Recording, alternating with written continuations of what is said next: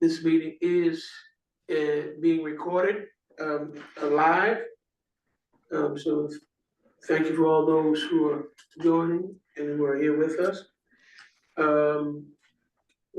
Second thing on the agenda is to request the approval of the March 20th, 2025 meeting minutes. Is there a motion to approve those minutes for March? I'll move that we approve March 2025 minutes. Do I have a second? A second. We have a second.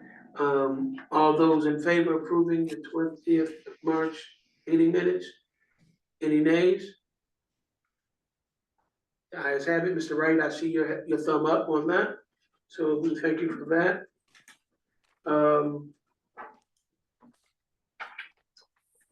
Tonight, second motion is to have a motion to approve tonight's agenda, April 17th. I'll move to approve the agenda for this evening, April 17th, 2025 meeting. Is there a second for tonight's agenda? We have a second. All those in favor with approving tonight's April 17th, 2025 agenda? Any nays? The ayes have it. I know we have a couple of presentations tonight to try to finalize some things, so we'll probably move quick so we can get those in.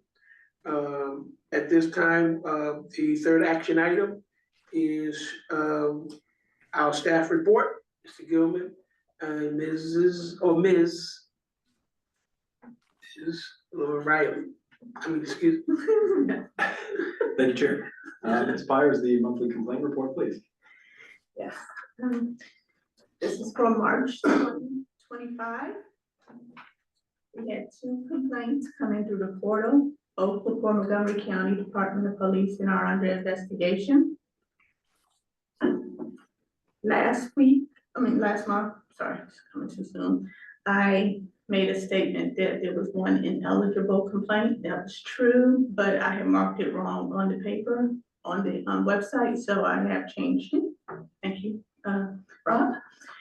As for complaints that came in through other methods, we have 15. 13 are from Montgomery County Department of Police and are under investigation. 1 is from Montgomery County Sheriff's Office and it's also under investigation. And 1 is from Rockville City Police Department and is also under investigation.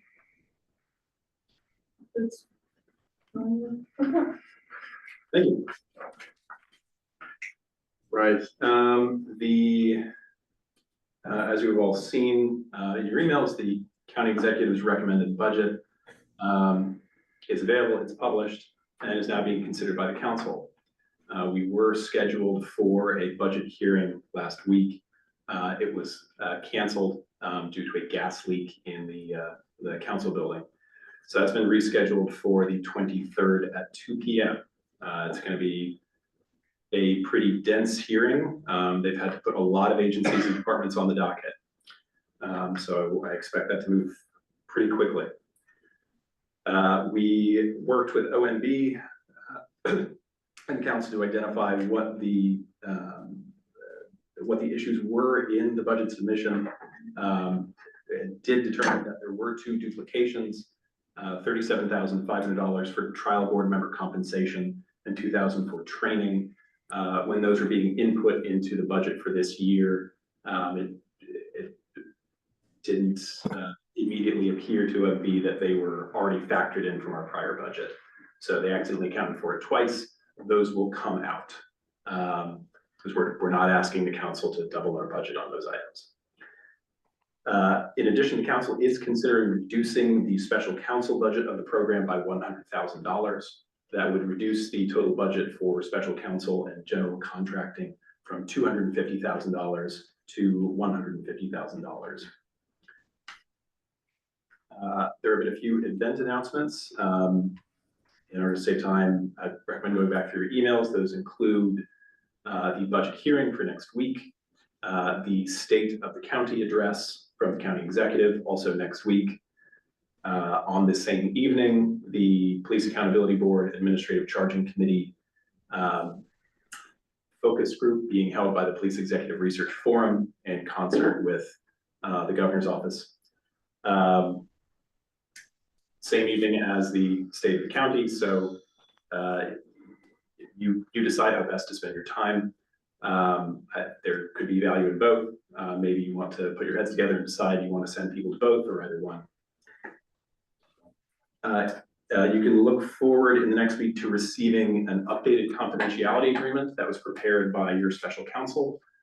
She took a review of the existing agreement that everyone had on file and updated it to reflect changes both to COMAR and to more accurately frame the legislative or the statutory component. So those will function as a continuation of the agreement that everyone is already operating under, but it should be more clear. Likewise, that email will include access to the statutory references and the COMAR references, so you can go and take a look at them yourself without having to search online. As the chair observed, this meeting, as all our meetings, is being recorded, and as of the prior meeting, with the board's vote to upload videos to YouTube under the social media exception to the new rule coming out for ADA compliance. That video has been posted. We expect this video will also be posted to your YouTube channel shortly after. Let's see, what was the timeline, Laura, to upload the last one? I think it was tomorrow, it's a transcript. We go out for transcript. So generally within about a day that this recording should become available. Everyone, of course, has received a copy, as has the council, of the opinion of the ACC Special Counsel contemplating the accessibility of investigative files and including advice to the Administrative Charging Committee on whether or not they're able to release their written opinions to anyone other than those parties identified in their authorizing statute. The council has opined that it is to their discretion. So what this means for the PAB, the staff, if we are directed by the Administrative Charging Committee, will make those opinions available. Without their permission, we cannot do so. We will be, just as council is exploring options available to you, that's council preview to Chair Walker, and to me, she has not identified a legal challenge to the basis set forth in the opinion. But she does have a variety of other things to look into that could be helpful and that could set the board back on the right path where it needs to be. As for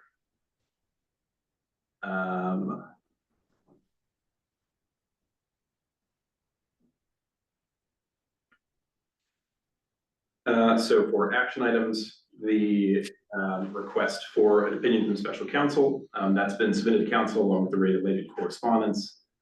So she's aware of what all of your objectives are, and she's going to be providing you with advice on how to get there. And she indicated she does expect to have that for you before May 1st. She had been, is of course with her own practice as well, so nothing is available for review at this time. The other open item and action items related to best practices, we now do have access to our own CALIA account, so we can review CALIA standards.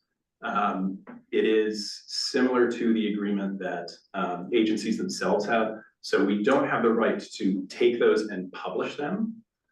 They are for research purposes. There is some limited ability to quote. It operates a lot like other research documents. but that resource is now available. So if you see CALIA references in, for example, Department of Rules, and you want to see what the current CALIA standard is, we can pull that up, make it available so you can see for yourself how closely or not closely any given department's current rules attach to that standard.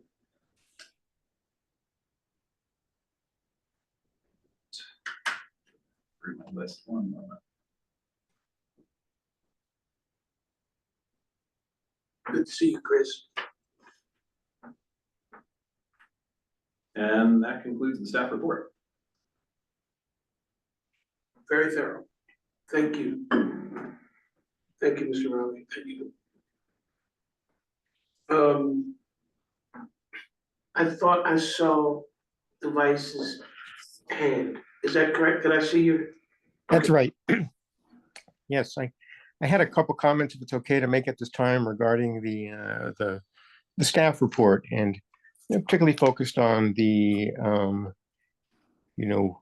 the communication we are aware of from counsel for the Administrative Charging Committee. My first overall comment is that I don't think that we should be discussing legal advice we are receiving and legal opinions of our special counsel in open meetings.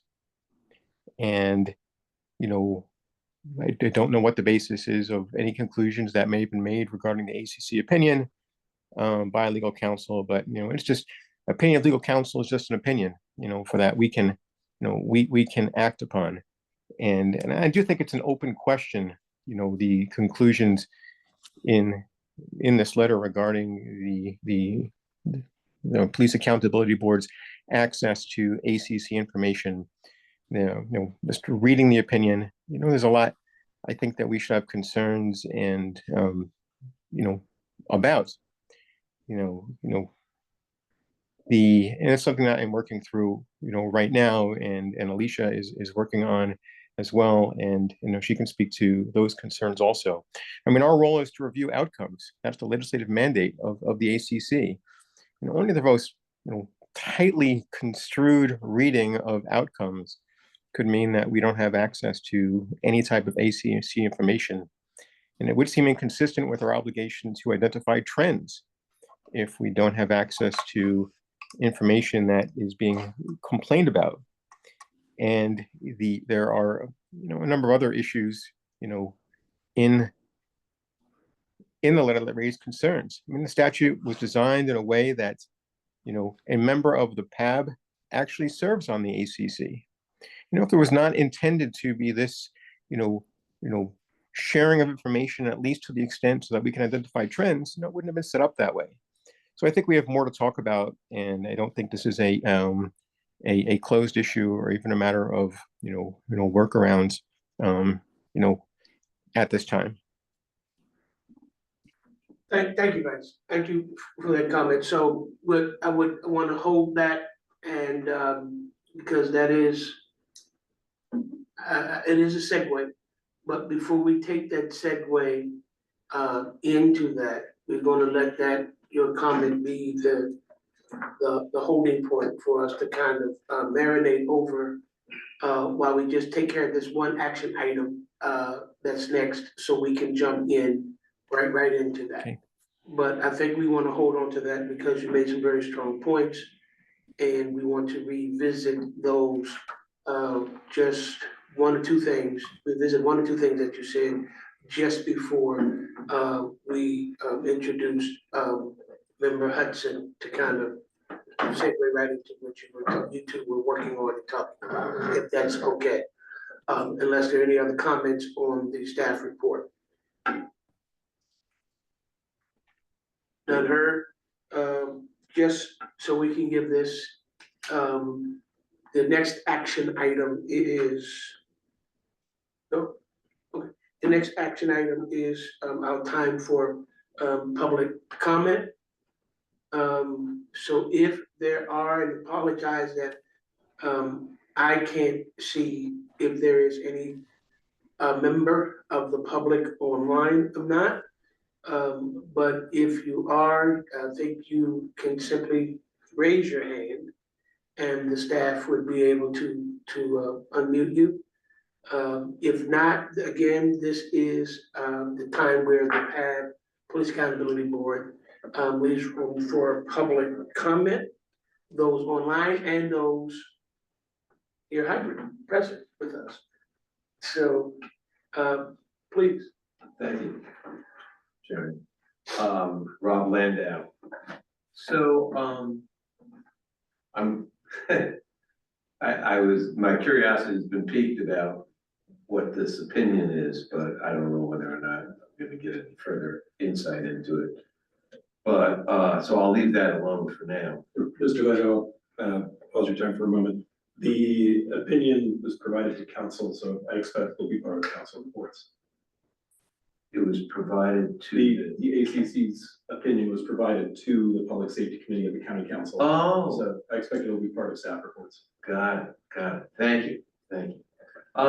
What I wanted to talk about for a minute is, I know that the PAB has been interested in hearing from members of the public and soliciting opinions from the public. And I'm as disappointed as you that the public is not converging on your meetings to provide input. But I think that, and I've said this many times, that I will provide you with a list of organizations and contacts to the best of my knowledge that I think that the listening tour should reach out to, because the dynamic is that if you're not having people banging down your door to talk to you about things, that I think the mandate envisioned by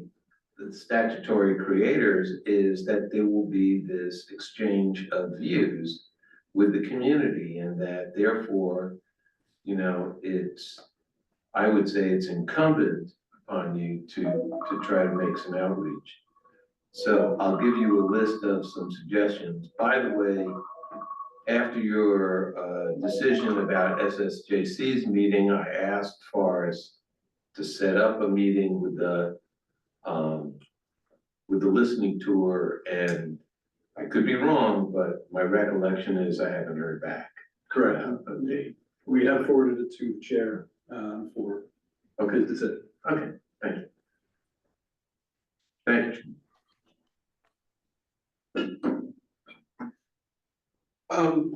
Mr. Landau, can we expect, or do you need a formal request from the PAB Administrative Office asking for that list of agencies that will be with that? No, I'll provide it. All right, I know the listening committee, I can feel their ears and opening up and ready to move on that as soon as you can get that. And right now, the staff has been like on point on everything, so if you can get that, they'll go over it, and then, you know, so we could, because that's real important to us. That's still important to the PAB that we have community I know involvement. it. And we've been doing everything we can, but I think with that list, especially as I'm sure the list that you have are people who, once we've, you know, mentioned that we were given it by you, will pique some type of positive response. I think so. So, Thank you. okay, thank you, sir, thank you for offering that. And I think the last thing was, were you waiting on approval from me? Did I miss something, or that we can talk offline on that? Yeah, we just need people to actually refer it to. So the listening tour, we haven't had activity from in quite some time of record. So we no longer have a record of when that committee is active or still active. So it has to be alluded to it in January, reauthorized, renewed, and its membership defined. Covered. Okay, thank you. All right, with that said, we are now at the fifth agenda I see a hand, so before I do that, Mr. Lubitz, please. Thank you, Chair. Just in the same vein, this could be talked about in an unfinished business, but in terms of our conversation with Chief West, an assistant chief plumber from the city of Rockville, I know Greg may have also this is probably on his desk as well, but the invitation to attend the police department, speak to officers about the PAB and its mission and related. I think that's an opportunity that we should again take up and I'd say potentially expand upon. And I know again this is for the listening tour group, but again just thought it was a good idea to take action on. Agreed. I think that was last week, excuse me, on the 20th, they offered, I think, one of their leadership meetings, if I'm tracking that correctly. That is correct. I was trying to find it on the last week agenda, what item it was. But I think that is a good first start while getting information from Mr. Landau is in transit. Let's see how we could revisit that. Laura, I'm sorry, I can't read where it is right quick, but I'm sure if you had time, you can show us. But it was mentioned with Deputy Chief Plummer and Acting Chief West from the Rockville City Police Department. Now, I would like to, because I want to move quickly into Member Hudson, but I would like to encourage one or two members to kind of step up and see if you can do that, because I've visited most of the LEAs, what they call roll calls, from their leadership calls to down to their patrol officers calls. So they kind of know my face and my voice. So if some other members of the PAD can kind of revisit what those dates were, we can ask the staff to kind of reach back out to assist Acting Chief West to see what those actual dates were.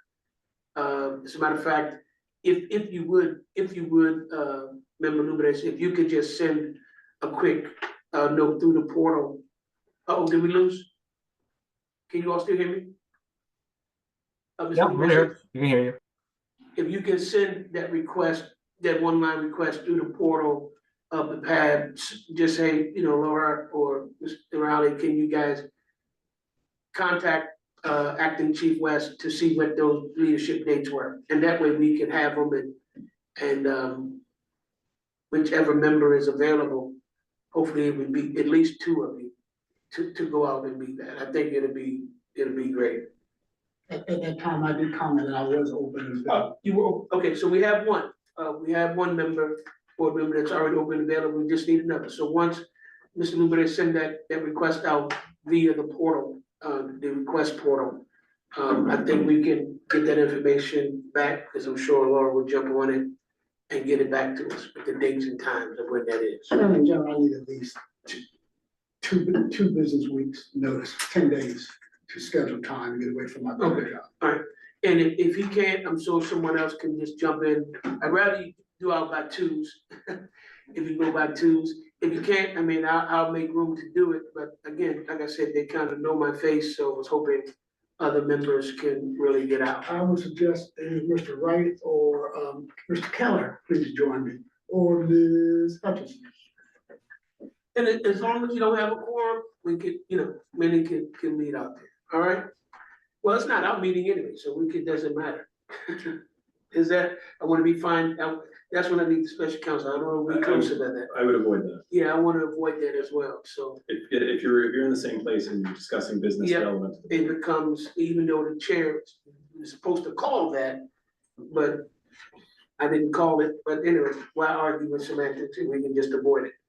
Okay, all right, so let's move into the last statement that Vice Chair made in response. I do agree that we shouldn't be talking any opinions or advice by special counsel in open meetings, so we're going to refrain from that. but, Member Hudson, the floor is Yeah. yours. We're not talking about information from Shelley, from our special counsel. I'll be talking about ACC's legal counsel's memorandum. Yeah, No, right, understood, right, that's different. yeah. And the floor is yours, Member Hudson, please. Okay, thank you. So on April 10th, 2025, the PAB received a copy of the memorandum from ACC's special counsel dated April 1st, 2025. It was sent to the chair of the Administrative Charging Committee. The memorandum was written in response to the County Council's Public Safety Committee's request for the special counsel to examine the issue of sharing of ACC investigative files with the PAB. The memo also addressed whether the ACC is required to share its decisions with the ACC. While there exists ample justification for the PAB's viewing of evidentiary exhibits, and I've raised that point before, that's not what this particular letter or presentation is about. I wanted to focus on the ability for us to continue to view the decisions of the ACC, as it is important to our work. The Maryland Police Accountability Act is the enabling legislation for the functions and duties of the PAB and the Administrative Charging Committee. And as the Vice Chair so cogently stated, it was written with the purpose that we not operate in a vacuum. That's my opinion, but the way it was written is that the chair of the PAB must also be serving on the ACC. And there obviously is a reason for that. But the duties of the board include receiving complaints of police misconduct, as well as reviewing the outcomes of disciplinary matters considered by the ACC on a quarterly basis. Finally, the law mandates that the board annually submit a report identifying trends in the disciplinary process of police officers in the county and issue recommendations to improve police accountability in light of viewing those trends. The PAB, in accordance with the MPAA, receives complaints, but that we cannot operate solely on receiving complaints because that is the initiation of the investigation, or rather the disciplinary process. We need to also see the outcomes of that process. We cannot solely rely on the complaints. Let's see. The ACC's legal counsel acknowledges in the memorandum that the PAB's work per the statute includes reviewing of the ACC's decisions. And as a matter of fact, he alludes to correspondence between the then acting director, Fatmata Berry, and the county attorney, in which the county attorney expressly stated the PAB is entitled to see the complaints and the decisions or recommendations. There is absolutely no provision in the MPAA prohibiting or discouraging the sharing of the ACC decisions with the PAB. To date, the ACC has forwarded decisions to the PAB, and we have been working diligently. We also have an ad hoc committee which is working on categorization of the complaints to ease the public's submitting of complaints. So that also will help inform our work. But my final point is that we have amassed enough data from the receipt of these decisions, including these complaints that we're also looking at, to actually have a very cogent analysis for the chiefs when we meet with them, for the law enforcement leadership to meet with them and make recommendations based on trends and patterns of policing discipline that we observe. Viewing of the ACC decisions is necessary for the PAB to perform its duties of discovering these trends and patterns of conduct. Let me see. The PAB, almost done.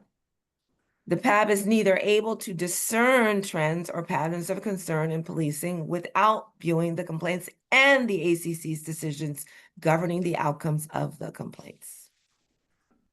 The PAB's work is not conducted in a vacuum. It is a civilian oversight board tasked with meeting and working with law enforcement and efforts to formulate policy that improves policing. This work that we are doing and looking at these decisions is directly relevant and pursuant to that duty. A discontinuance of forwarding of ACC decisions to the PAB thwarts the PAB's efforts and stalls our long-range ongoing work of identifying trends in the disciplinary process of officers. Given the work provides data for policy changes, such a decision impedes our ongoing work of making policy recommendations to improve policing in the county. And I'm sorry if it sounded like I was repeating, but some No, things I felt, bore repeating. So, and this certainly is just a draft, but I did want for us to respond, and I'm certainly open to any comments or suggestions, or, if you can get into the draft yourself and change anything you'd like to change or add anything that you feel is missing. But I feel like we should respond because I really don't know how we have any efficacy, really, just by looking at complaints. That's a vacuum. Complaints coming in, but so that's that. absolutely. Thank you, member.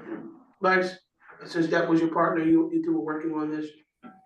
You have any? So I just want to express my appreciation to Board Member Hudson for her work and leadership on this issue and research, and continuing to to lead on this and other related issues. Hearing the comments, it just raises some other questions that we will have to deal with in due order. I mean, if the ACC has in fact made a decision in response to their counsel's legal analysis, it's not clear to me if they have, but I would think that's something that would be subject to an open meeting conversation and public awareness, maybe public input as well. And they have closed meetings in response to their other obligations. But if they're changing a policy and making a decision, that should be public as well.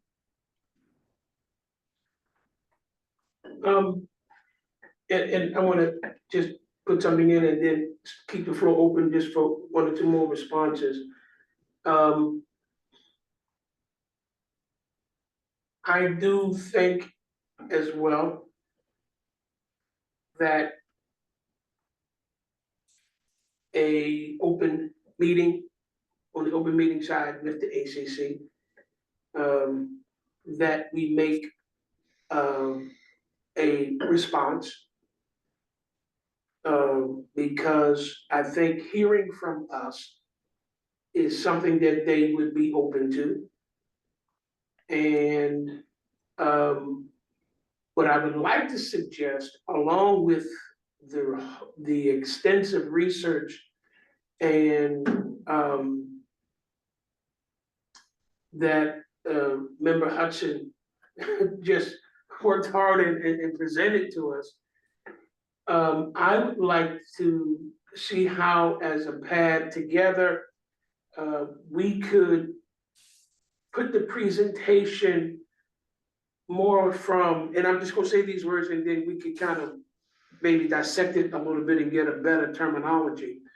But the presentation be more of a heartfelt presentation, as opposed to, because what Member Hudson just presented was straight facts and legalities and histories and those terminologies, which was great.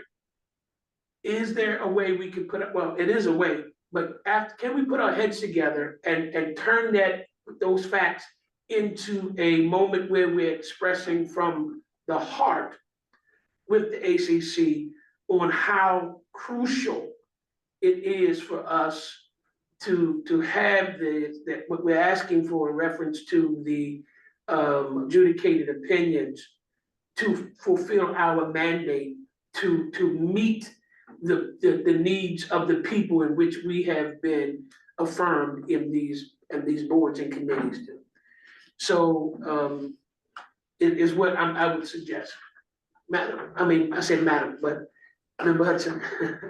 Yeah, that's a great idea. And that's kind of what I was hoping we would do at this meeting is decide, because I don't know if we wanted to present this as as a memorandum or as more of a letter. And I think that that's a great idea. Sure. Yes. Chair recognizes. Thank you. The board could consider also that there may be multiple fronts. That there are petitions that could be made to the Administrative Charging Committee. There is, regardless of where anyone would come down on their reading of the opinion or the MPAA, a recurring theme of our work with the MPAA is that it has gaps. It was put together as connecting a few different items and leaving out some. For example, the trial board process was left completely untouched. You may notice that in the ACC's opinion, a lot of the operative language goes to final disposition, which is a regulatory standard that's set by the Police Training Standards Commission, not by a legislature, or to the definitions of who can receive copies of complaints. Now the operating definition for that is from local Montgomery County Code. So are there other organizations that may be able to help you advance this mission, either getting up, clarifying the regulation, clarifying county code to potentially expand who could receive copies of the opinions, clarifying whether or not the opinions remain fully confidential while they are subject to a public hearing, like a trial board, or even is it possible to obtain either by request, informal request, or with the Public Information Act, copies of the opinions from any other actors, like the police. So the board is on an effective path here, but just want to make sure that you have as many options in the bag as you can. I'm going to say, Sir Vice Chair Kellner, and then back to Member Hudson. Sure. So I think rephrasing your words, Mr. Chair, yeah, if we can resolve this and as a matter of addressing issues as opposed to positions, that's great for everyone. And I certainly think that's very capable within the the letter and spirit of the law. And just one thing, flagging something our administrative director referred to about who decides final dispositions, and I think that's a worthwhile point to bring up, that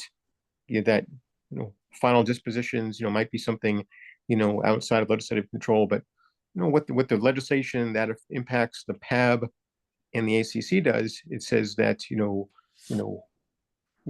we, the PAB, review outcomes. The legislation doesn't say final dispositions, and outcomes I guess subject to different reading, but I really think anyone to read this and say what the ACC decided, and even if it's a matter that is dismissed without any type of disciplinary action, and we can have access to information without any concerns of release of private information to the public. We have ways and methods of dealing with that. Thank you, Chair. Thank you. Sorry, Chair, just to briefly close out the prior, if the PAB does decide to do anything as far as any legislative requests, just before it slips my mind, the current Maryland legislative session is of course over. They're a part-time legislator, it's 90 days. If you want to have something in front of the Maryland State Legislature, you'll want to have it fully buttoned up, ready, complete, and perfected before October. The County Council is a year-round session. They do take a break in the summer, so it's encouraged if you have something you want to start bringing in front of them, that it be ready in September, at least at a first glance. It is more critical that anything that goes to the state legislature be completely ready, given their time constraint. Thank you. I think that's good information. Now, I want to comment on that later, but I think. Thank you, Mr. Chair. I don't know if anybody else on the board is a little bit thrown, to say the least, by this memorandum, and the inclusion of us receiving decisions from the ACC. I mean, we are well into our work, and in large part because we've been receiving a regular flow of the decisions. We have been working. So I'm a little bit caught off guard by all of this. I don't know how this transpired. I don't know why, all of a sudden we're looking at, oh, let's analyze the word final disposition. Is it outcome or final disposition? You're a public entity, you're not the public. I mean, the PAB is, we all sign confidentiality. We are bound by confidentiality. And we are a public face. We are a civilian oversight entity comprised of members of the public. So, we're not actually working adversarially to the ACC. We, as I stated, and as the vice chair alluded to, the way that the law was written was such that the chair of the PAB was also a member of the ACC for a reason. We operate somewhat in tandem, not in terms of deciding disciplinary process, but certainly receipt of data from what has transpired with those determinations. So I really don't know why this has developed. I don't know why Mr. Aronson decided to add in, yes, the ACC doesn't have to forward decisions anymore to the PAB, and they've been doing so for over, what is it, our second 2 years now? So I don't know if anybody else is super surprised, but. Thank you. Chair recognizes Newman. George? Thank you, Chair. Yeah, I think just for my own clarity and identification here, my understanding is that we received, like member Alicia said, we received the decisions of the ACC. Those in and of themselves, I think of at least, are the outcomes of the decisions of the ACC. Clearly defined, that is the outcome. I can understand the debate, we'll say, as it relates to the investigative files and the context from which those decisions have been made, and the sensitive information that's contained within them, and that's a different discussion. But yes, I mean, my understanding was that the decisions of the ACC were not even a part of this discussion. And if it has become so, then I fully agree that the PAB, and the ACC, and through special counsel and the county council, we should all come to a working group or decision on this, because the ACC decisions, again, those are the outcomes clearly defined by the law that we should be reviewing. So that's point number one, and perhaps I missed that, but again, I didn't think that was even a part of the discussion at this point. To Member Hudson's point as well, we've been doing this for some time now, and it's critical information for the PAB and for us to be able to establish trends, both in terms of alleged violations as well as disciplinary outcomes of the decisions that have been made. The other thing I would say, and just to try to move us forward a little bit, there was some time ago discussion about having potentially some communication with the ACC as it relates to the trends that they themselves are seeing, and the extent to which we as a board or in some other alternative be able to obtain that information or discuss information as it relates to that with them. I agree with Member Hudson here that this is not an adversarial, relationship. Quite the contrary. It should be synergetic, and I think that we're trying to solve issues from different points of attack, but it's the same issues. It's police accountability, it's disciplinary matters. So yeah, I just wanted to comment on the fact that we certainly need ACC outcomes, those ACC decisions at the very least, to be able to make informed decisions from the PABs as it relates to trends. Thank you, board member, Luminous. Chris, is that you reaching for your? I was gonna raise my hand, yeah, if I could. Yeah, I totally agree with what Alicia, George, and everyone else has said. I did want to also flag, I haven't been able to read the memo. I'm having email access issues, but the Maryland Police Accountability Act didn't only create the PAB and the ACC, it also amended the Maryland Public Information Act, and it made administrative records and criminal records of investigations of police officers no longer considered personnel records, which made them exempt from public disclosure. So not only are this ACC decisions, reviewable by us, but the public can also request to review them as well. So it seems to kind of defy logic if the public can view them, that the PAB can't review them also. So I wanted to add that aspect to it, and which I think should be included in any letter that we send. That absolutely should be included. So if you could, find, well, you already found it, but if you can share, that clause, I don't know the legal terms, but if you can share that. I'll share with Alicia and everyone, yeah. Yeah, please share that with her and Vice Chair. I think we're all on the same page, and I don't mean to speak too fast for any member, but I think we're all on the same page. I mean, it's what we have been doing, and now, according to what Chris just shared, even the public can see it. So why can't, the PAB, in order for it to meet its mission, which is to research and find these trends so we can make clear, strong recommendations, and to policy. So I want to go back to say then we need to put something together that not only that is a disposition frame, but I think it needs to be balanced with heart to try to, express and make clear. With that, George mentioned something that I think we need to consider also putting in the request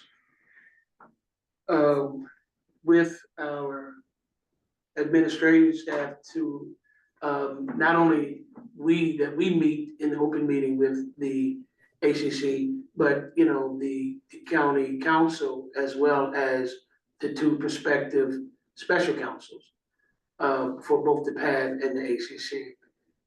Maybe that will move things a little faster as opposed to just a board to committee meeting and then the results aren't favorable one way or the other, then we try to come back and time is moving on. Maybe we can just do it all in one sit to try to determine the best thing for the public, because that's who we're here to serve. And it's in our mandate on both sides. And I really don't see how aware receiving what we need to do our job is crippling the ACC in their job.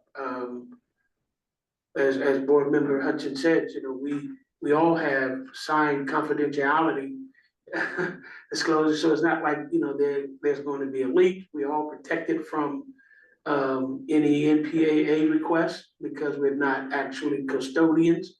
And that was proven in the last meeting that we had with the Public Safety Committee. So we're safe with that as per my understanding of Councilmember Lukey's explanation. So I believe the next meeting with the ACC is maybe a little too soon. I believe it's the 24th. I could be wrong of that date. It's the 24th, that's correct. It's the 24th. To clarify, the confidentiality agreements or the confidentiality provisions for the board and the committee don't overlap. They're not coterminous. You all have a confidentiality that applies to this group. They have a confidentiality that applies to that group. So even if you are looking at some of the same information, the rules still apply. So it's not just anyone who has access to the information is brought into the same confidentiality agreements. They are separate. Understood. Thank you. Okay, I saw it. I knew you were coming. Remember, go ahead. Yeah, irrespective of any confidentiality form that we signed, Mr. Gilman Riley, we all understood when we took this position what our duties and what we were bound to do. So I don't think that our understanding or abiding or conforming to confidentiality is confined to our signature on a form. I think we have a very broad understanding of what is confidential and should not be shared with the public.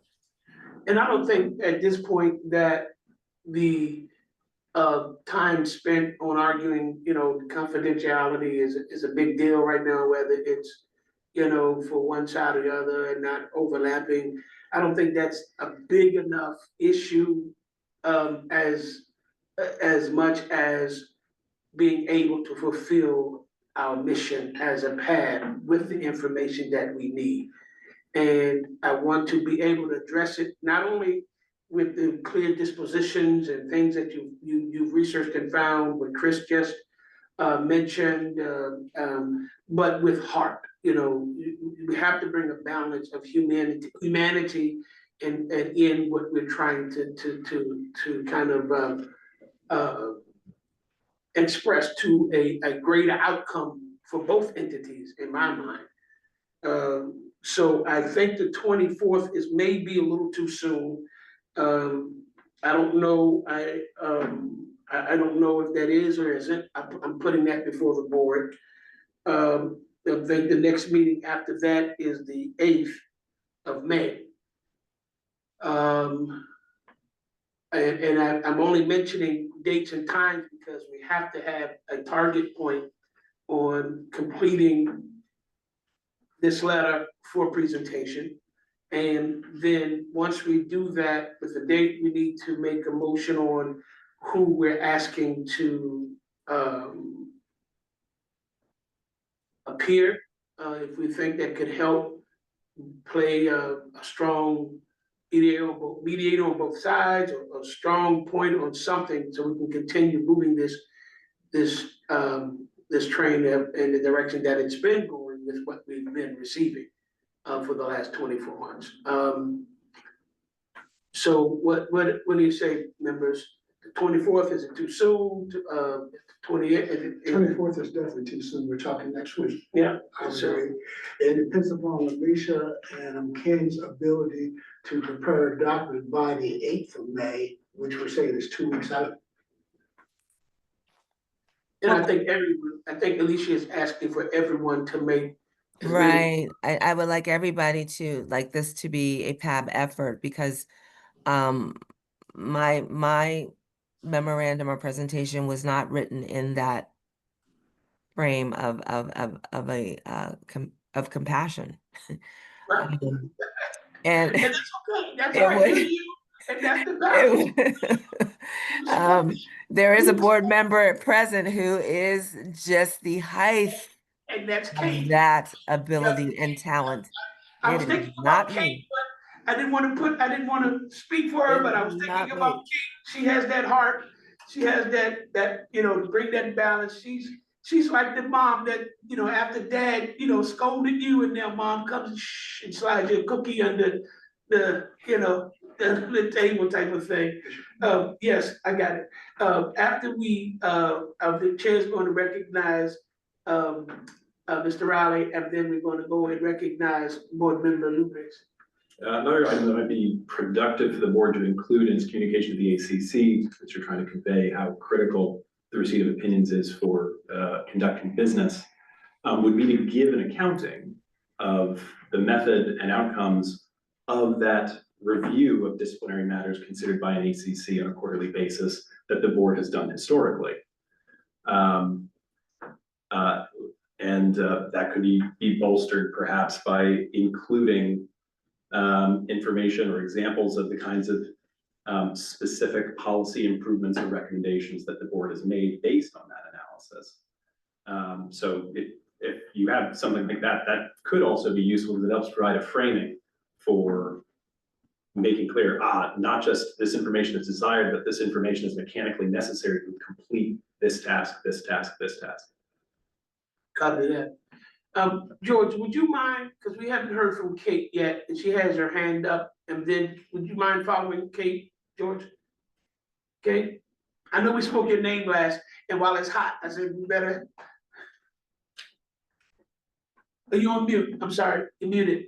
Sorry, yeah, I don't know that I have, I'm sure, I haven't read the memo. I'm sure Alicia has done a beautiful job with it. I'm happy to kind of read through and add a bit of heart to it. I also think it's worthwhile to sit down and have a conversation because I know that we all have the same goal here. You know, I have no question about that. So I think it's worthwhile just to sit down and talk with folks about it. So I'm happy to go through and kind of remind people of that in the memo itself. But then I think it's important to have that conversation and just talk through like what are their concerns about it and then what are the ways that we can kind of mutually come to some understandings about what information we actually need to get done, the work that we're doing in a way that is helpful to the county, to the officers, to the communities that we serve, that we mutually serve. And I think it's a great idea to kind of take into strong consideration with what Mr. Rowley just suggested or trying to advise us in reference to what historic information that we can also share of how it worked with having, these conclusions. I think that would help as well, just make a heartfelt point, strong point as far as dispositions and the history. I promised that George was next after member. Okay, George. Thank you, Chair. Yes, I don't, I don't expect in any moment to be slighted by yielding to Kate, who we all I think admire and her work stands on its own. But I appreciate coming back to me. Since following along those same lines, I would just try to encourage perhaps taking this on as a establishing a memorandum of understanding, perhaps with the ACC. The extent to which we use that information, like Mr. Gilman Riley explained, not only historically but also what we anticipate doing with that. I come back to the dashboard, for example, and the visualization of that data. But to Chris's earlier point, this is publicly available information. And I think stressing the public's need for this information, right? To Kate's point again, we're working towards the same goals here. So how do we facilitate that? I, again, am a proponent of meeting, again, to Kate's point as well. We've been working in parallel for years. I think this is a long time coming. So I would encourage that as well. I concur. I think meeting is a good thing, but I just wanted to make it as less adversarial and confrontational and more collaborative and maybe this is the clergy part coming out in me, but peaceful. I can't, we can get a lot further with honey than we can with, the other stuff, but um, if, just to move along, I think the first thing we need to do is decide on an actual date, or first request date of when we think we would be ready to do this meeting. And with the advice of Mr. Gilbert Riley and every advice of all the members, kind of put something in together. We already have the Queen of Hearts she's going to be looking at it, and we already have the Queen of Disposition, who is, like she said, she's like straight. She's the person I want arguing for me if I was ever in court anywhere. Member Hudson going straight for it, and supported by Ken, who is he's the silent weapon, if you will. So let's see what we can put together. Let's decide on the date tonight, or at least a first request date of when we could meet.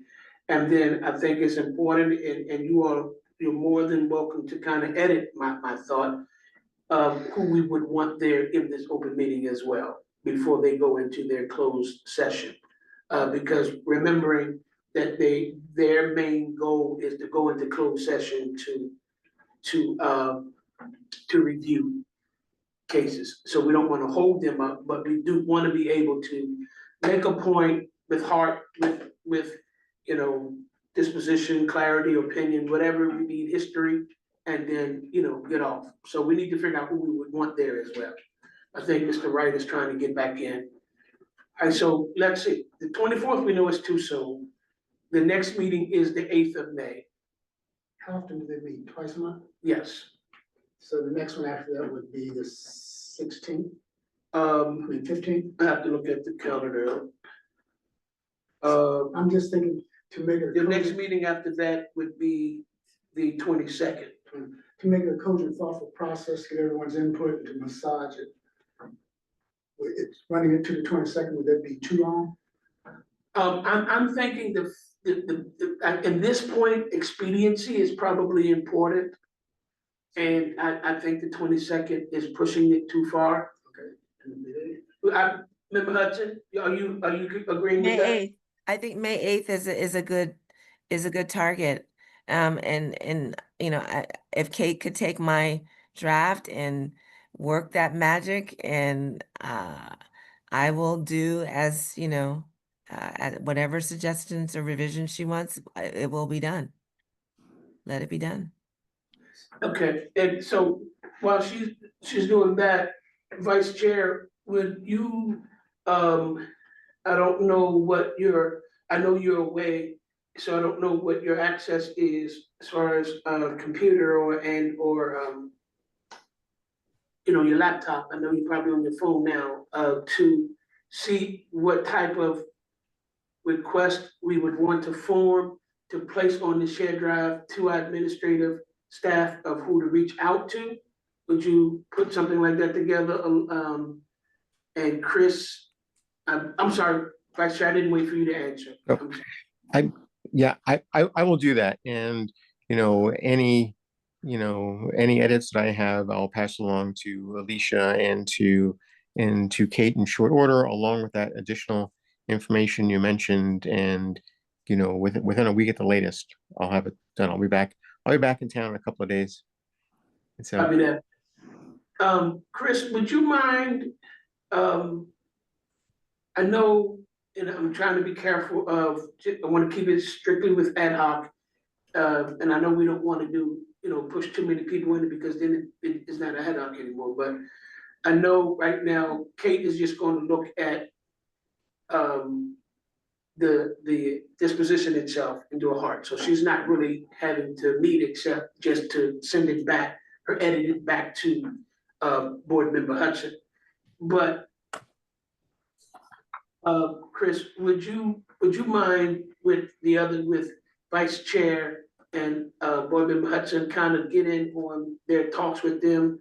So, because I know you're good at doing that research as well and finding things to kind of share what you had and go from there. Would you mind Sure, yeah, I can doing? do that. Outstanding, so you three can do that. I was thinking, what I wanted to do then is ask Member Lubris, do we need to make a motion about the date and what we're requesting in reference to meeting with the ACC and who, or?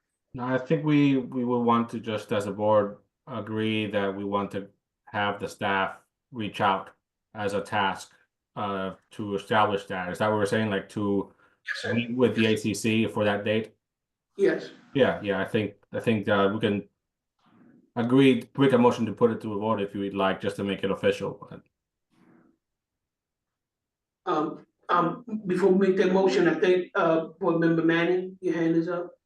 Yeah, I just wanted to clarify. So I'm reviewing it. It sounds like Ken and Chris are reviewing first and then I'm reviewing. And we're gonna get it completely finalized before May 8th. Am I just tracking that all correctly? I would leave that up to you all meeting, Board Member Hudson and Vice Chair on the succession of that. And because most likely, they probably wouldn't want to touch it after you. Especially since you would be that's my opinion, but again, if I'm Yeah, not and tracking. Chair, I think it's actually the opposite because Ken and Chris are going to add more of the legal analysis and strengths of points, and Kate is providing the more heartfelt tone. So I feel like it would be, that it would be reversed. Like they're probably going to add their edits and their information. Chris with his points regarding the MPIA and personnel records, and then Kate would come in. That's just my. Does that sound No, right, Kate? well, your opinion is the one that rules right now, because this is what you're carrying right now on behalf of the PAC. Yeah. So if that's your opinion, then that's what we're making, which will answer Kate's question. Is you want to give it to Chris and Vice Chair first, and then they will pass it on to Kate. Is that answering your question, Kate? And Okay, yeah, I'm just trying to plan out my timing. So I'm gonna wait, and it sounds like toward the end of next week is probably when it'll get to me. Okay, excellent. Thank you all. Copy that. So is there a motion then to, for the 8th of May to send a request to the administrative staff in reference to meeting with the ACC? Is there a motion? Anybody can form the motion? Chair, I just, second. sorry, I second. just to be clear, sorry, before we do that, is it that we want to meet with the ACC on May 8th? I mean, that's the day that they meet. I think it's more convenient to ask for a day that's convenient for them as opposed to anything else, since we're coming to them. So yes, is there a motion, or I can make the motion. How about that? I'll make the motion. I'd like to make a motion that we agree that the 8th of May, 2025, to meet with the ACC, and in between now and then, we could add who we would like to send an invitation out to join us in that meeting. That would help us in our endeavors to get a good point across, whomever that would be. I'm not sure whether it's the county attorney or who would that be, but I believe both the PAB special counsel should be somehow communicated to in reference to this as well. I know we're waiting. So I want to go into that too much, but all right, so that's the motion. Is there a second? Second. A second. All those in favor? See your hand or aye. Any nays? The ayes have it. So we're finished with that. At this time, because we still have a good amount of time, I wanted to now present Board Member Manning, who has a presentation, I believe, and we'll go from there. It's in your hands, Board Member Manning. Yes, thank you all. I hope this won't take too long. This is a follow-up to our discussion from 2 meetings ago. So I remember this was at our February meeting. This is from our Trends Subcommittee. So remember, we have a subcommittee that is made up of myself, George, Alicia, and Greg, and we are trying to come up with a way to make it a little bit easier for the PAB to analyze trends in the complaints that come in so that we are better able to advise the chiefs and the council about trends in the complaints and the violations. So one of the things that we identified was that it would be helpful if we had categories. So as you know, the different law enforcement agencies all have their own violations, different code sections, and they all have different language that they use for similar types of violations. So they might use different language for the same type of event. A due process violation might be termed one thing by the county and a different thing by Chevy Chase. So we determined that it would be helpful if we could have PAB categories where we say, okay, we're going to call all of those due process violations. And we came up with a listing of those categories. Now, earlier today, I shared with you all a spreadsheet that we've been working on that gave a listing of those categories. We gave you a draft version of those at the earlier meeting a couple of months ago. We added a few of those, and then in addition, sorted the different violation or different code sections that have already come up in complaints have been sorted into those categories. I don't know, Forrest, are you able to share that? Are you able to share the screen so that we can take a look at those? Yes, they're Just one attempting to for- look into it now. Are Sorry. you, Member Manning, are you requesting the list of categories themselves or the list where charges are connected to specific categories? First, the categories themselves, I think, would be helpful, just so that people can see those. And then, yeah, so these are the categories that we identified. And please understand that this is an initial cut, right? Like, we are just starting this. It is possible that as the years go on, we will identify additional categories. We'll find there are violations that can't come in that will not properly be sorted into any of these, and we'll identify additional categories that are needed. But in our review of categories so far, these were the ones that we identified.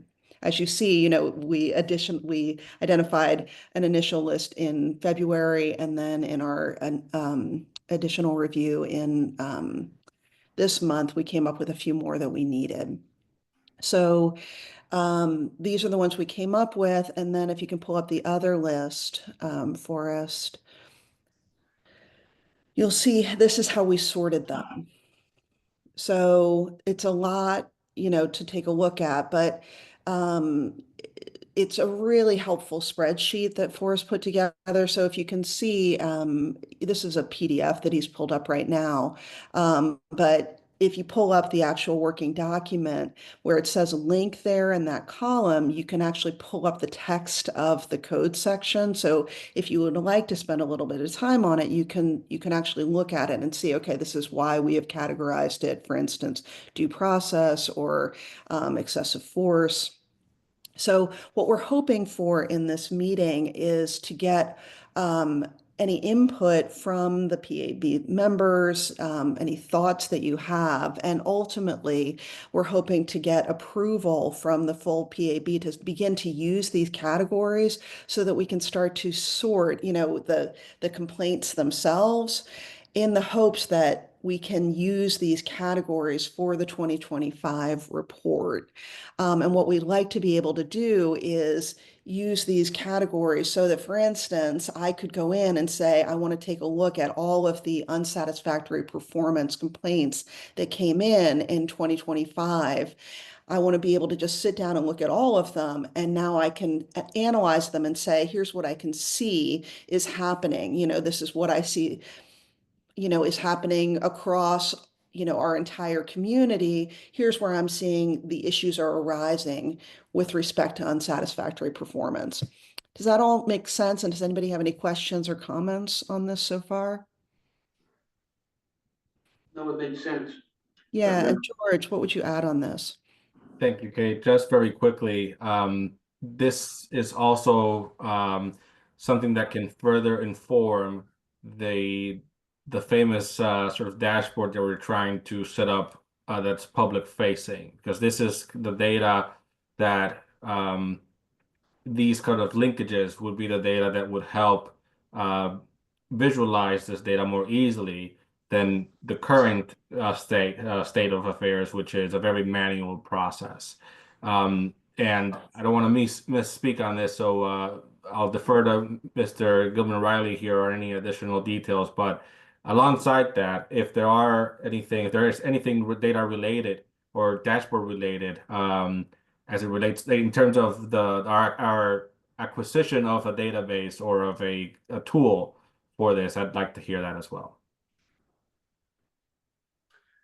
So I can tell you that right now you all have access to the allegation viewer. You received a link to that. It's also just in the PAV folder on the Police Accountability Resources SharePoint. So once first categories are approved as a preliminary matter, and then their assignment to specific charges is approved as a second step, you would start to see the column or the two columns that refer to PAV categories, either for the primary charge or the reference charge, change from what they all read currently, pending assignment, to the specified category. We're in contact with vendors and with TEBS on the procurement process, looking closely at IA Pro. TEBS has to do additional security vetting. So we have meetings coming up with them to review whether or not they have all the specs they need from Versaterm before we can move to the actual purchase side through commodities contracts.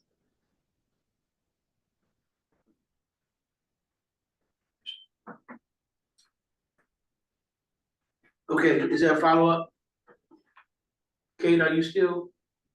Yeah, I think the only other question are there any other questions from the board members about these categories? I know it's a lot of information, but I'm hoping that because you've seen this a couple of times now, that hopefully you're familiar enough with our goals here.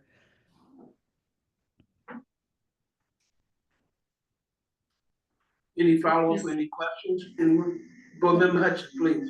This is excellent, Kate and George. I mean, this is just excellent, and very, very involved, very complex. So, but and as you've stated, we will be able to see number-wise the number of these lack of conformance or failure of conformance of law or other due process complaint. We'll be able to see the actual numbers of the different categories of complaints for our report. That's the end goal, correct? That's the end goal, yeah. Exactly. And, part of this, I don't know if you all remember this, but one of the challenges was there's inherent in the use of categories is sometimes it elides issues, right? So harassment can include things like racist statements, right? There are challenges of that. It can lump things together that can be very, very different. But what we are hoping is that if you can put all of those things together, you can then rely on individual board members to go in and look at all of the things within the category, and then they can parse those out and say, okay, well, here's what I'm seeing as the trend. We're putting more responsibility and discretion in the hands of the board members, which is really where I think it should be. So I'm hopeful that this will work. I don't know. We'll see how it goes over this year, but I feel like this is at least a good first step. If it's helpful for people, I can spend a little bit of time just parsing some of these out. So conformance to law covers things like officers themselves breaking the law, like running a stoplight, those kinds of things. Unsatisfactory performance is things like showing up late to a scene, like you didn't break the law, but you weren't actually performing in the way that you were supposed to. I think the others hopefully are pretty self-explanatory. But again, if anybody has any questions, I'm happy to answer them. Otherwise, I think it might be, if we're open to it, I would probably move for approval of these categories and starting to use them. Mhm. One more thing too, just to double down on the importance of this, and maybe also circle back to where we started, which is, as Kate mentioned, these are broad categorizations, and the goal is to understand trends at a macro level. And again, I think in part we will be aided in doing so by our dashboard, both internal and hopefully soon that external facing community version. At the same time, though, this provides, this is why the decisions from the ACC are so important for us to be able to dive deeper into any issues like the ones that Kate described, where maybe a category describes something, but the complainant of himself, we want to look into that further. And I think, again, just to tie the knot here, with all of these initiatives and where they are going, again, this is all towards one goal. And again, the importance of us being able to receive those outcomes of ACC decisions. I move that we approve the categories as presented. And I second. All those in favor of moving forward, categories as presented? Any nays? The ayes have it. And I would like to say as well, this is another good point to share with the ACC as a member Ludwig just alluded to. So it's a good reference point.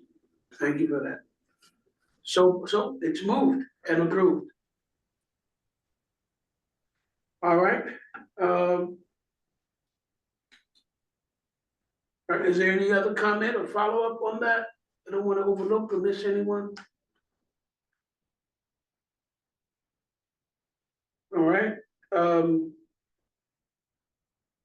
I didn't see any new business. We went straight from there to ad hoc to announcements. So we'll move to that part of the action item, announcements. I would like to, yes. It's Oh, not, I'm sorry, go ahead. it's not on the agenda, but I'd just like to report out that we have started the process of interviewing candidates for the trial board, and we anticipate having that finished the 2nd of May. I'll do that. Good stuff. Let's see. Thank you for that, Member McCray. I wanted to just mention in the announcement section of this before we give it to the staff for their final announcements, is to also, as we're doing this work, I want us to stay cognizant of where we are in the year, because I think we want to start categorizing and putting together an archive or a draft of what our next annual report is going to look like. I know it's only April, we say, but before you know it, the way time is moving along, we'll be in September before you know it. So I want to be cognizant of that. I think we had on the schedule that Mr. Rowley created, we had a action update in reference. We had scheduled on the yearly schedule to meet in reference to the annual report. I remember you had that in your, I'm sorry for putting you on the spot for that, but I do remember you had that date, but we'll get it if you can't find it, but I know we had that. So we want to keep that in mind to stay scheduled to meet everything we want to be able to put in, because I believe that this third annual report is going to be phenomenal. And it's going to be impactful. I also want to, again, if, as the ad hoc group, Kate, you can assign someone to do this.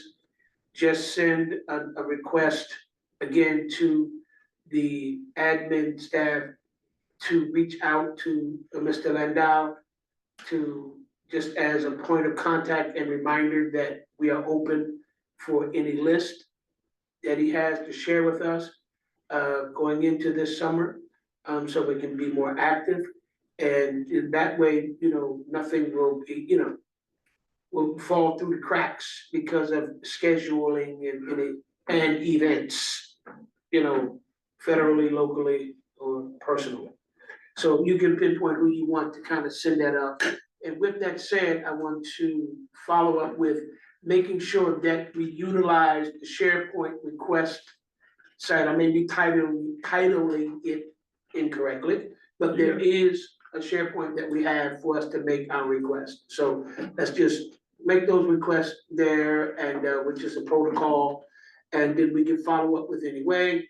And if it's a request that we're making in reference to special counsel, once that request is communicated or transmitted to special counsel, whoever that POC is of the ad hoc group, not only will we hear a response from our admin team that your request has been received and transmitted, but following that group text, you hear probably from, excuse me, the special counsel as well, saying, hey, we haven't, and give me this many days to respond or whatever, and however she will. But that way we can keep the line of communications and open and feel that the access is there to our special counsel.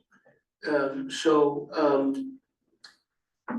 don't think this, after that, I don't have anything else. I think just to encourage everybody to make sure that you're compliant in any of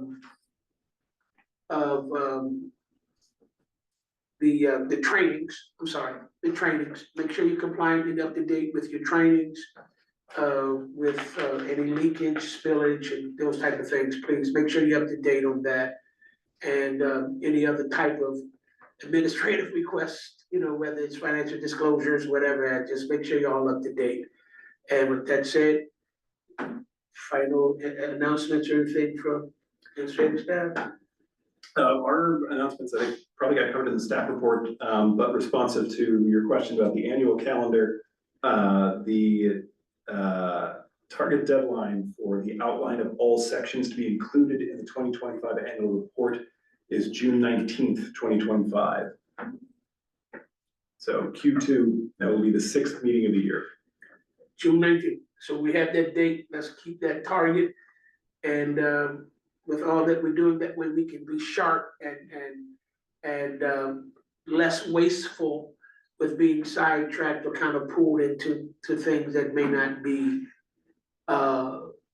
expedient in our purpose in meeting that deadline of June 19th.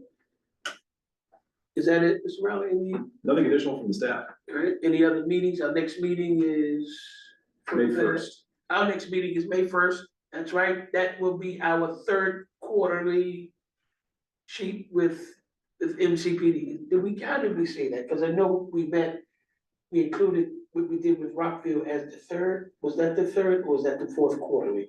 Rockville was quarter one. Quarter one. Okay, so with MCPD. So quarter two. It was quarter two. Okay, thank you. It was moved from mid-May to That's May right. 1st. That's right. To make sure that we could actually have Chief Yamada here. That's right. Okay, all right. So Chief Yamada, as of right now, will be there May 1st.